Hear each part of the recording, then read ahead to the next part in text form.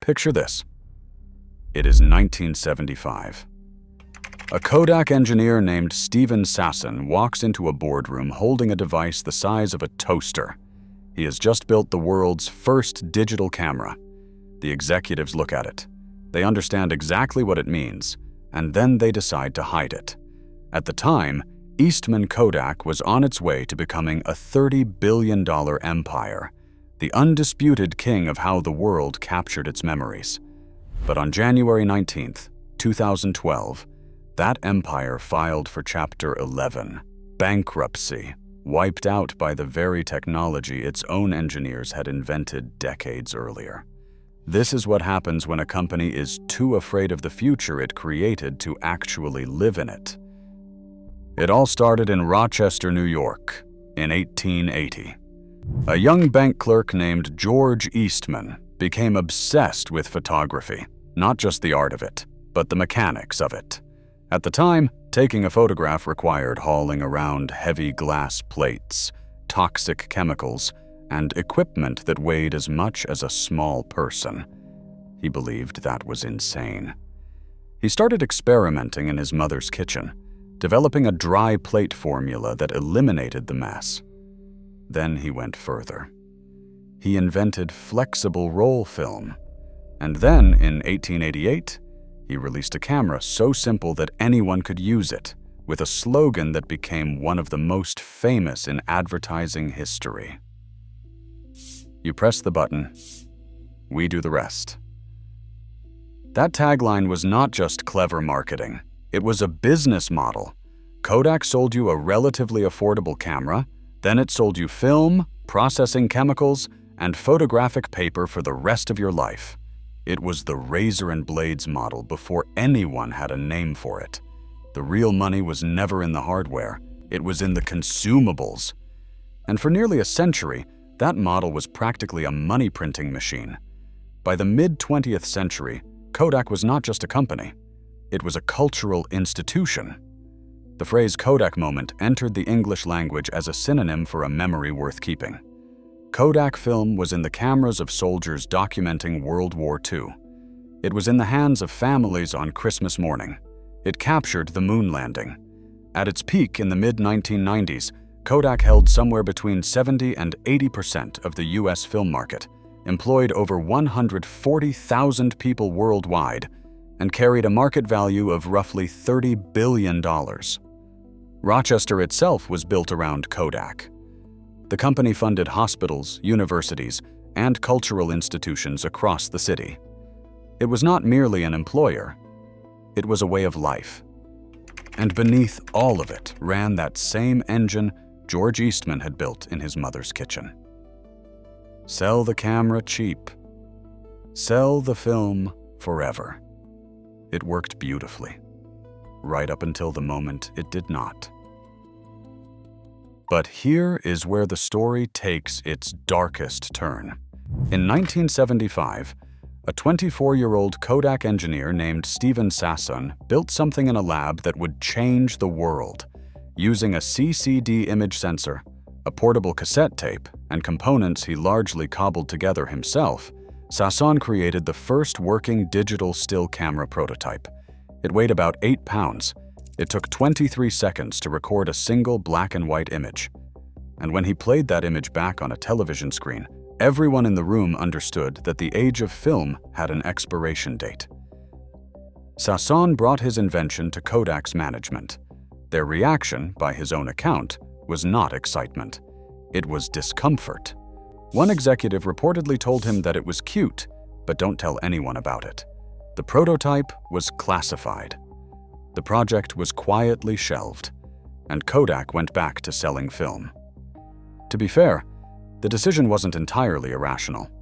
In 1975, digital imaging was primitive. Film quality was vastly superior, and Kodak's film business was generating enormous profits. From a pure spreadsheet perspective, investing heavily in a technology that would cannibalize your own cash cow looked like corporate suicide. The problem wasn't that the executives were stupid. The problem was that they were right about the short term and catastrophically wrong about everything else. Through the 1980s and into the 1990s, Kodak did invest in digital.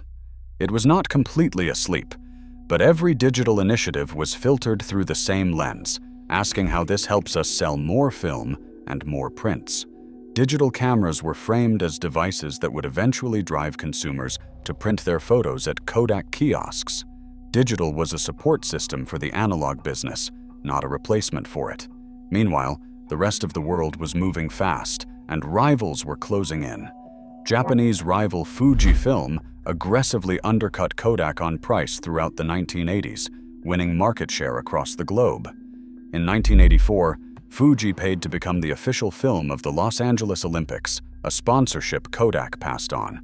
It seemed like a minor public relations defeat at the time. In hindsight, it was a signal that Kodak was already beginning to cede ground it would never get back. Then came Sony, then Canon, then Nikon.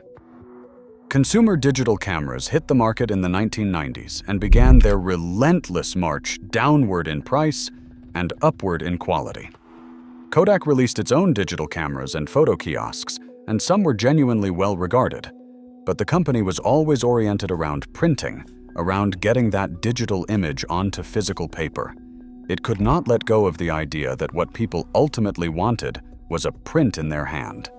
That was the core mistake, and it was not a small one.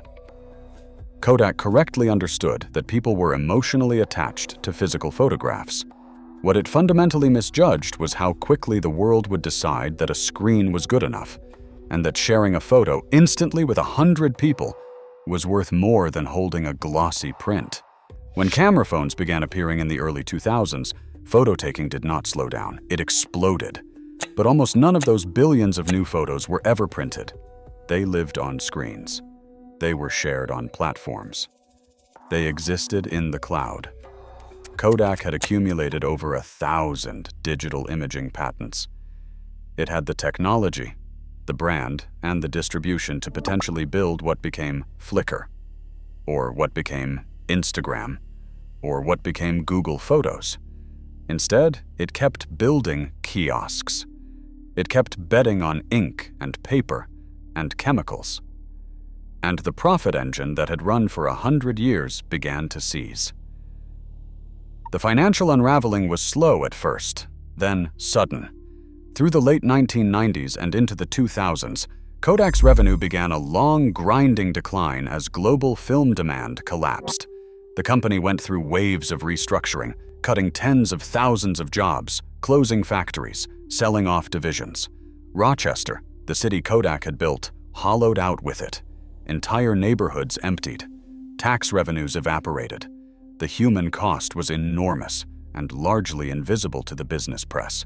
Kodak burned through cash trying to reinvent itself. It chased printers. It chased commercial imaging.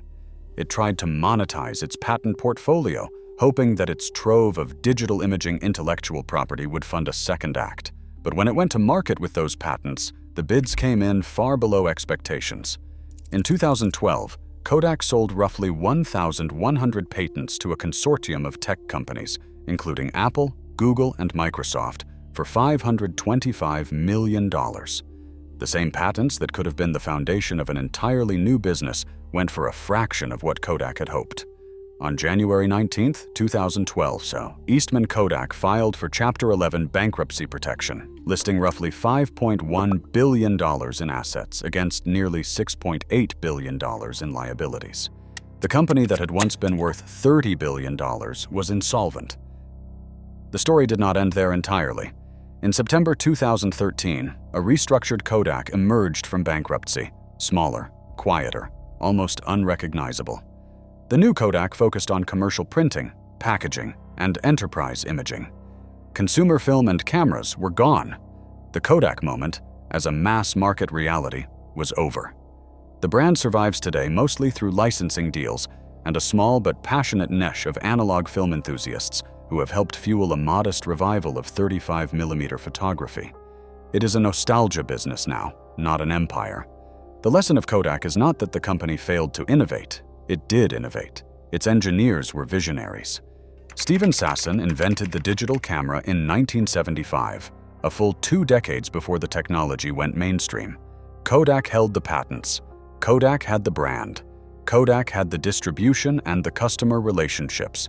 It had every single ingredient it needed to own the digital photography era. What Kodak lacked was the willingness to disrupt itself. Every time a digital project crossed a senior executive's desk, it was evaluated by one question. Does this protect our film margins? Not? Does this win the future? The company was not defeated by Sony, or Canon, or Apple, or Instagram. It was defeated by its own balance sheet, by a management culture so dependent on the profits of the past that it could not afford, psychologically or financially, to bet on the world it could already see coming. In the end, Kodak is not a story about technological failure. It is a story about institutional fear. The camera was invented. The future was visible.